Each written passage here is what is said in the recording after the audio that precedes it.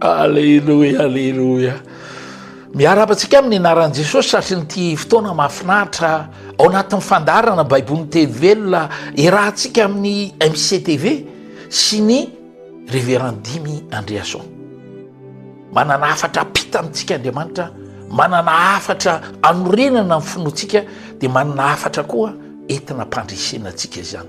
Ivavaka tompo dato, tsara mpanao tsara matoky sy marina ianao, manomana amin'ny fontsy iray andray ny teninao ianao tompo, dia izay teny tonga ao amin'ny fiainan'izy ireo dia manitsy izay diso mampahery azy ireo dia mampiona aminy amin'ny tsara izay andrandray ny santenay matoky ianao raha io. Sotra fanahy masina amin'ny anaran'i Jesosy Kristy zasy ianao tokantrano hiteny hoe amen, amen, amen. Wow! Zavatra tena tiako resahana anao dia le hoe mila mitombo fahalalana n'Andriamanitra zasy ianao. Mila mitombo fahalalana ny tenin'Andriamanitra zasy ianao. Satria ny tenin'Andriamanitra no maneho antsika an'Andriamanitra, ary ny tenin'Andriamanitra no Andriamanitra miditra any anatin'ny fiainako sy any anatin'ny fiainanao. Any amin'ny boky ny Eobolana toko fahaefatra andininy faharoa amby roapolo miresaka an'Andriamanitra ao anatintsika dia izy hoe ary aina ho amin'izay mandray azy zany teny zany mitondra fahasalamana ho amin'ny vatany rehetra. Be da be ny karazana teny eny rehetra eny fa tsy mitondra fahasalamana, tsy mitondra fiainana, ndraindray ary fakiviana, ndraindray tena tahotra, korotana, tebiteby, zany mitatitra renesinao eny rehetra eny. Fa rehefa ny tenin'Andriamanitra no tonga ao anatinao, mampahery ianao, mampijoro anao, mamiantoka anao fa misy hoavy mahafinaritra be ary mandrisika ianao mihitsy oka ianao olon'ny teny ary olon'ny etaeta ianao. Fa tsy izay ny tena tiako resana fa le hoe mila malala ny Andriamanitra ao ianao. Eto amin'ity fiainana ity misy ady hitantsika amin'ny Jaona toko fahaenina amby folo andininy fahatelo amby telopolo, fa tsarovy ny tompo fanandresy ireny ahoana no ahafahanao mandresy miaraka amin'ny tompo ary fatary le tompo Andriamanitra ao. Atao anaty baiboly dia misy lehilahy anankiray atao hoe Davida ny anarany, any testamenta taloha mitantara mitranga zany.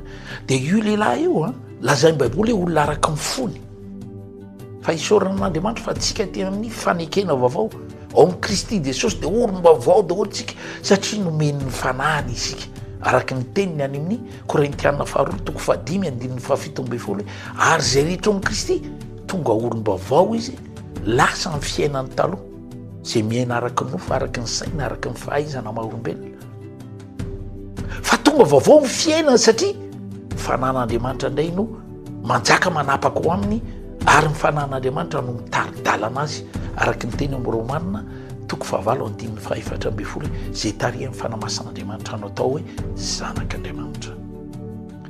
Dia ty lehilahy atao hoe David ty dia nafantatra ny Andriamanina izy. Ary io salamo fahatelo amby roapolo zay tiako fampizarana aminao, lay andininy voalohany dia miteny hoe Jehova mpiandry aho, tsy manan-java mahory ao. Wow! Zany teny zany tokony teny filamatry ny mpino rehetra, indrindritsika kristianina tena fanekena vaovao.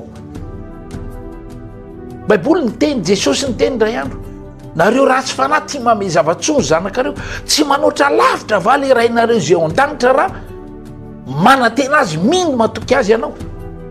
Inona ny tiany Jesosy lazaina, inona ny tiany Jesosy nampitatsika amin'io Mateo toko fahaenina io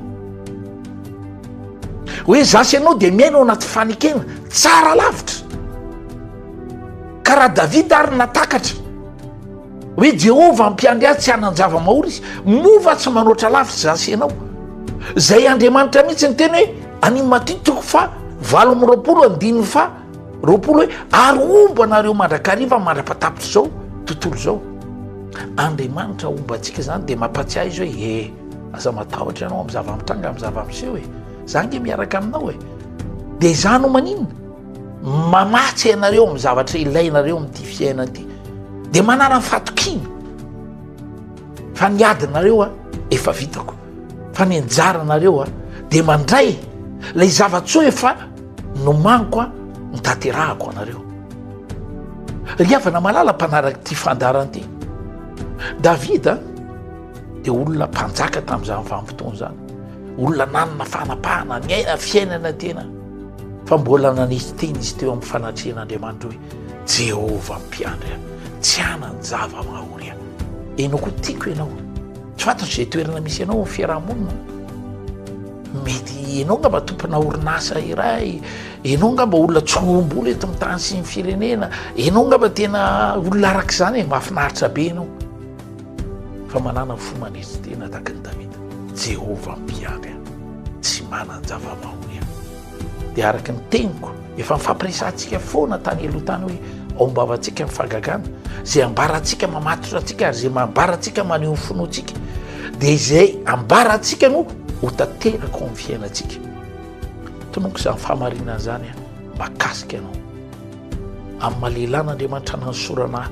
vavaka ho antsiray manaraka ity fandaran'ity tonoko makasika azy ireo ny herin'ny fanovana sitrana marary afaka mpifatratra voatany asa mandrarà tokantrano fitaizana kinasa sy heverina ho tratra soa dia tonoko izy fahitatsitsaka fahitapity tsy mahazatra mihazakazaka momba ny tsiraheny amin'ny lalana amin'ny atrehny sy ny ataony rehetra sotranao raha io manamarina ny teninao ianao sotra fanahy masina amin'ny anaran'i Jesosy Kristy mandresy daholo amen.